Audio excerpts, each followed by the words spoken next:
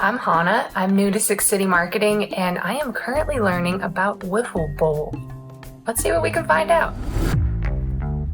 I was able to do it as a kid. She's a home run hitter and you're never going to get her. I was able to do it with teachers. My dad played last year. I was able to do it on the ice when I was a goalie. Good eye. Way to watch that ball go by. Woo! And he's a master trash talker. Once I see I'm inside somebody's head, I go for the kill. I mean, our master internal trash talker is Ashley. I think my secret weapon is an intimidation factor. Jason, I would love to know how Wiffle Bowl got started. It's a fundraiser for the Carter Nedley Foundation, which is a charity that my wife and I founded 17 years ago. Carter, my son, was diagnosed with a rare form of leukemia. He passed away at 27 months after this battle, but for his mother and I, this isn't something that we wanted to let go. We wanted some kind of a vehicle to keep him alive in our hearts, in our minds. All the money that we raise goes right to the mission. We bought a service facility dog for rainbow babies up here a couple of years ago called Hopper. He comes to all the events and the kids go crazy for him and stuff. And he got to meet the governor of Ohio, and there's a picture of the governor rubbing his belly and stuff like that. And so, nobody else has had that kind of treatment from that guy. I think Six City Marketing started attending this event 3 years ago now. So I was at the first inaugural Six City Marketing showing at the Wiffle Bowl event. I think we probably had about 8 employees go that year. So still like a pretty good turnout. We were a little bit smaller back then. I recently joined the team, so it's my first year. That means first Wiffle Bowl. Obviously, Six City really gets involved on multiple levels, being a primary sponsor this year and having at least 16 people competing. What does that tell you about the company, and how do you feel being a part of all of that? I love it. I love being a part of a company that is so dedicated to something like this, and that's a really good chunk of our overall employee base that comes out and does it. Jason's such a great guy, and I love supporting the organization, and I'm just always down to do whatever I can to help.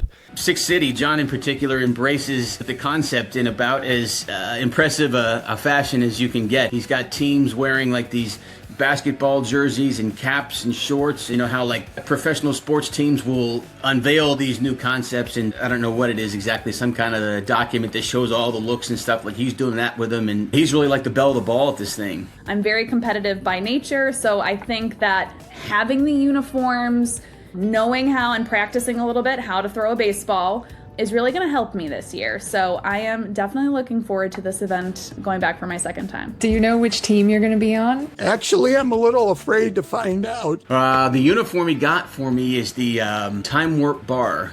I think they're called the Thirsty Townies. Last year we were Steve's Hard Prune Juice. There is a story here for another time. Yes, so I am on Miami Knights, pitchers and pitchers. I am on the Paunch Burger team. What are you called, and do you have one of the uniforms? I do, yes. We are the Time Warp Thirsty Townies. So we're named after a bar in Westlake, Ohio. I'm wearing the uniform. We have the Time Warp logo up here at the top, and then I guess this is the Thirsty Townie. I guess it's a Parks and Rec reference. So we have whatever you want to call this. What team are you on this year? I think it's got something to do with the Miami scape, I think. I am part of Team Miami Knights. I believe our uniforms are a nice neon pink and blue color, so hopefully we'll go good with my tan skin here. I'm hoping it's just as simple as the Marlins. This year, I know John is going all out with like full-on jerseys and hats. They did a meme of me pitching Wiffle Ball and looking rather studly. Most of the people on my promotions team actually think that was me. They're going to look like a real professional group out there. Although I'm in pretty good shape for an old guy. not quite that good a shape. We're glad that he added some pink and light blue to it to make it a little bit more pretty. What's the best trash talk you've heard on the field? I will say, like, trash talk wise, everybody always has like a really good attitude. On the field next to us, there was this one guy that's winging pitches in. I mean, winging them in there. The only trash talk that really comes is like from, I guess, like, you know, guys ribbing each other. And I said, if we advance and have to play that guy and he hits me. Certainly, you know, my dad played last year. I don't care if it's a Wiffle Ball.